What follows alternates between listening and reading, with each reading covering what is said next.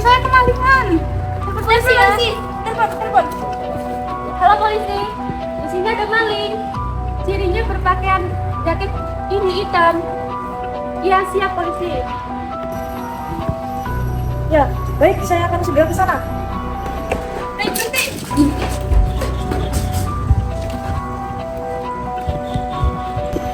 Ampun Bu, saya cuma pingin doang kok. Alah, bohong. Teman-teman, tindakan ia ini sudah memenuhi unsur objektif mengambil barang milik orang lain secara melawan hukum. Tapi karena dilakukan di jalan, kasus ini akan kita bawa ke pengadilan untuk melihat apakah ini merupakan pencurian biasa atau pencurian dengan kekerasan. Ayo, bang, sekarang. Cepat.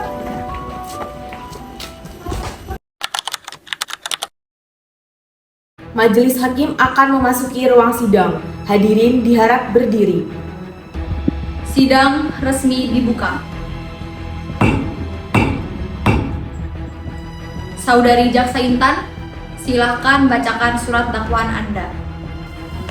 Baik Yang Mulia, kami mendakwa terdakwa Dinata dengan dakwaan subsidiaritas atau berlapis. Dakwaan primer adalah pasal 479 KUHP tentang pencurian dengan kekerasan yang dilakukan dengan cara menjamret di jalan raya, dan dakwaan subsidiar adalah pasal 476 KUHP tentang pencurian biasa dengan ancaman maksimal 5 tahun penjara dan denda kategori 5 yaitu 500 juta. Instruksi Yang Mulia, saya sebagai penasehat hukum dari Dinata menolak dakwaan primer 479. Klien saya tidak melakukan kekerasan atau pemukulan terhadap korban. Penjamretan ini termasuk ke dalam pencurian biasa yang tertera pada pasal 476 KUHP. Klien saya hanya memanfaatkan kelalaian dari korban yang main HP sambil jalan. Di dalam hukum ada istilah mens rea atau niat jahat jika ingin memakai pasal kekerasan. Terlebih lagi, harga HP tersebut tidak lebih dari 2,5 juta. Dalam aturan MA, ini dikategorikan dalam pasal 478 KUHP yang hanya dikenakan pidana selama 3 bulan. Saya sanggah Yang Mulia, menjamret secara paksa dari genggaman korban yang sedang berjalan itu melibatkan gaya fisik yang mengejutkan, merampas rasa aman dan membahayakan nyawa korban di jalan raya. Di dalam hukum pidana, tindakan merampas itu sudah dikategorikan sebagai bentuk kekerasan psikis dan fisik. Jadi ini mutlak masuk unsur pasal 479 KUHP, dan dalam pasal 478 KUHP tentang pencurian ringan secara tegas menyatakan bahwa aturan nilai barang di bawah 2,5 juta berlaku jika pencurian dilakukan dengan cara-cara yang ada dalam pasal 477 dan 479. Menjamret di jalan dengan motor adalah kejahatan jalanan yang serius, bukan sekedar mencuri ringan. Ya, adanya indikasi pencurian dengan kekerasan otomatis menggugurkan status tindak pidana ringan. Salah satu syarat mutlak tindak pidana ringan pencurian pasal 478 KUHP adalah nilai barang yang dicuri wajib 500.000. Namun, jika ada unsur kekerasan, berapapun nilai barangnya, meskipun pelaku hanya merampas uang 5.000 atau sebuah rokok, statusnya langsung naik menjadi kejahatan berat. Batasan nominal 500 tersebut otomatis menjadi tidak berlaku lagi sebagai tameng hukum pidana. Harap tenang kedua penasihat hukum. Mari kita dengarkan saksi Cahya. Saksi Cahya, tolong sampaikan apa yang Anda lihat.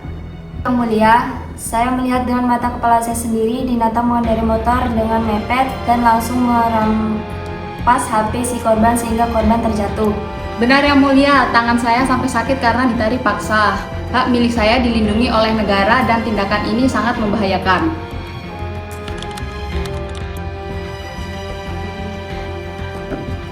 Baik, berdasarkan keterangan saksi Cahya, bukti dari Polwan Masyifa, serta analisis hukum dari jaksa dan para pengacara, hakim menimbang bahwa tindakan menjamret di jalan memenuhi unsur pasal 479 KUHP, pencurian dengan kekerasan karena adanya tindakan merampas secara paksa dan menyebabkan korban terluka.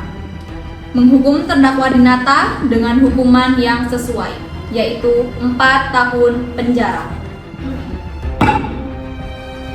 Baik, sidang saudari Dinata pada Senin 15 Juni 2026 resmi ditutup.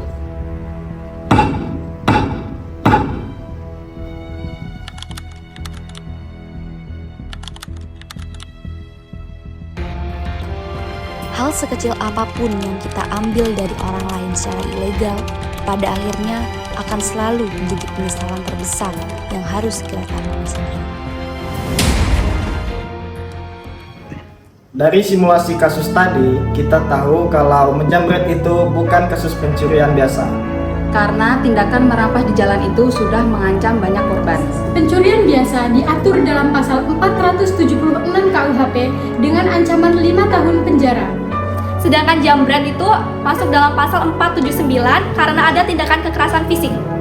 Jaksa bisa memakai dakwaan berlapis agar hukum ditegakkan dengan adil.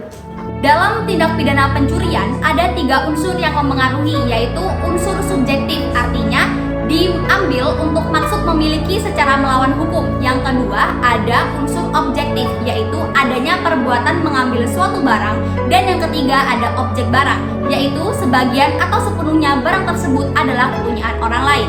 Sehingga hukum pidana tidak hanya menilai dari suatu barang yang dicuri, Tapi dengan cara perlakuannya sangat membahayakan orang lain. Jadi tetaplah waspada dan selalu hormati hak milik bersama. Praktek hukum itu keren. Yuk taati hukum. Dadah.